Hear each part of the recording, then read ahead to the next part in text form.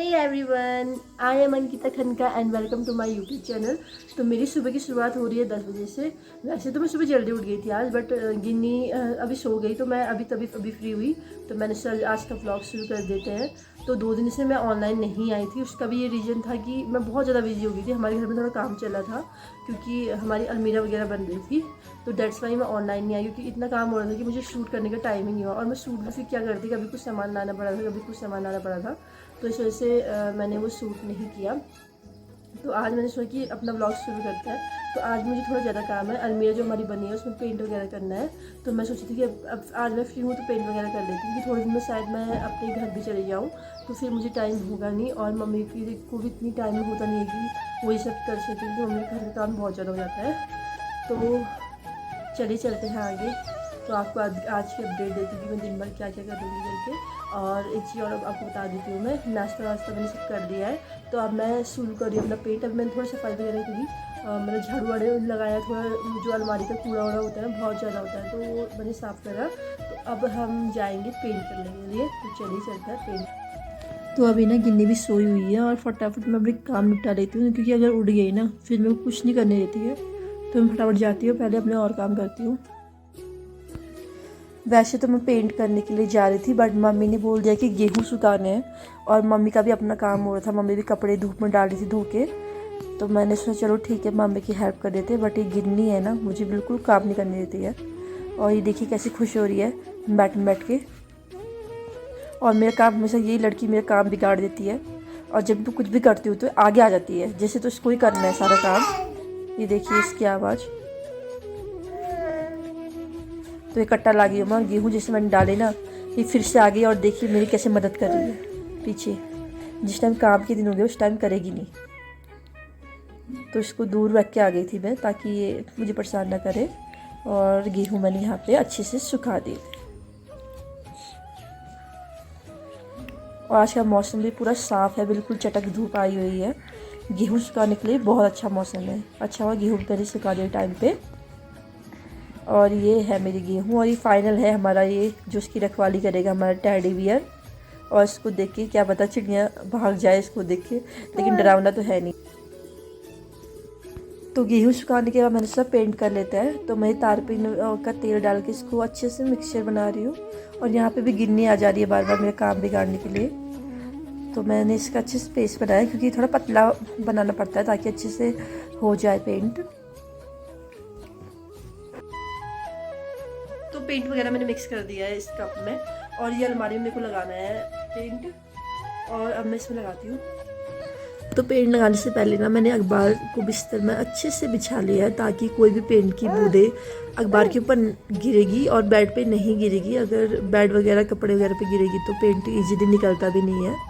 तो पहले मैंने इसमें अखबार बिछा दिया है, और अब मैं इसके ऊपर पेंट करूँगी ताकि क्लीनली हो जाए। तो 2 कोट मारनी है हमें, पहले मैं फर्स्ट कोट मार लेती हूँ।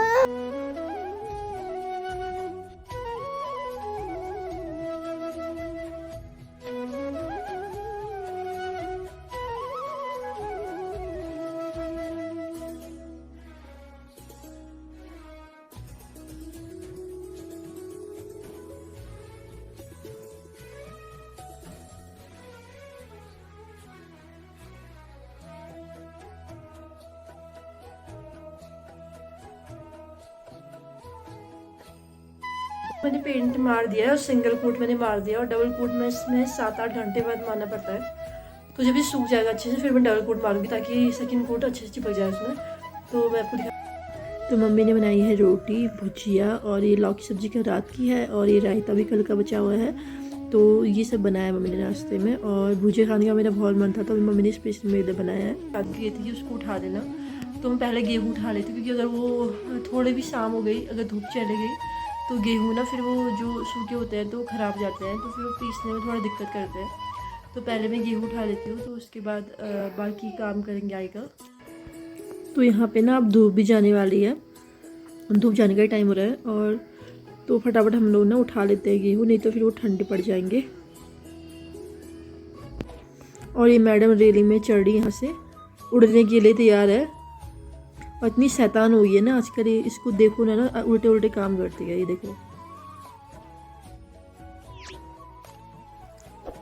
मम्मी किसी काम से बाहर गई थी और गिन्नी को देखने वाला कोई नहीं था, तो मैंने गिन्नी को यहीं पे बैठा दिया ताकि ये किनारे पे रहे। बट ये रहती कहाँ है, दोबारा मेरे फेस के सामने आ जा रही है बार बार। और मैं तभी यहाँ पे गेहूँ वगैरह साफ़ कर रही हूँ, इसके कंकड़ वगैरह साफ़ कर रही हूँ और फटाफट इसको उठाते हैं। तो उठा के मैंने इसको खाली ऐसे ही बंद करके ऐसे ही रख दिया क्योंकि इसको कल दोबारा सुखाना पड़ेगा और बार बार रोज़ इसको फैलाना नहीं पड़ेगा, इसलिए एक साथ इसको ऐसे मैंने अंदर रख दिया। तो अभी मैं सो के उठी हूँ थोड़ा टाइम पहले और अभी बज रहा है दिन के 4। तो अभी मैंने देखा मेरे फ़ोन में बहुत सारे मिस कॉल आए थे, मेरी सिस्टर के, पापा का भी मिस कॉल आया था। तो मैंने फ़ोन रिसीव नहीं किया क्योंकि फ़ोन मेरे साइलेंट में था। और फिर मम्मी के उसमें फ़ोन आया मेरी दीदी का, तो मेरे को अभी पता चला कि हमारे डॉगी की डेथ हो गई है और बहुत ज़्यादा बीमार था वो थोड़ा टाइम से। और लेकिन इतना होगा करके पता नहीं था मुझे, मतलब ऐसे सडनली डेथ हो जाएगी इतना पता नहीं था।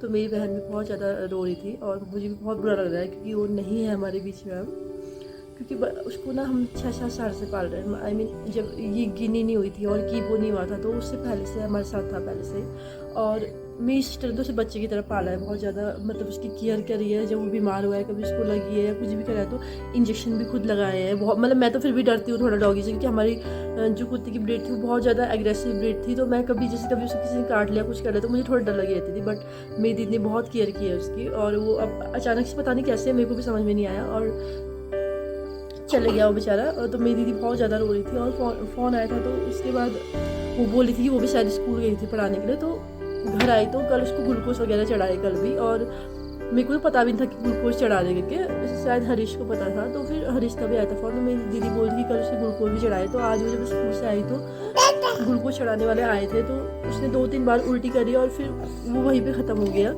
तो फिर मेरी तो कुछ पूछने की हिम्मत हुई नहीं, तो मैंने ऐसे पूछा कहाँ है क्या है, तो उसने कहा मैं बाद में करूँगी फ़ोन। और थोड़ी देर बाद मम्मी ने उसको फ़ोन किया तो फिर वो बहुत रो रही थी।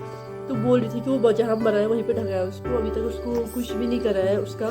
और शायद अभी जिया जी भी बैंक गए हैं तो जब वो घर आएंगे तो शायद तभी कुछ करेंगे।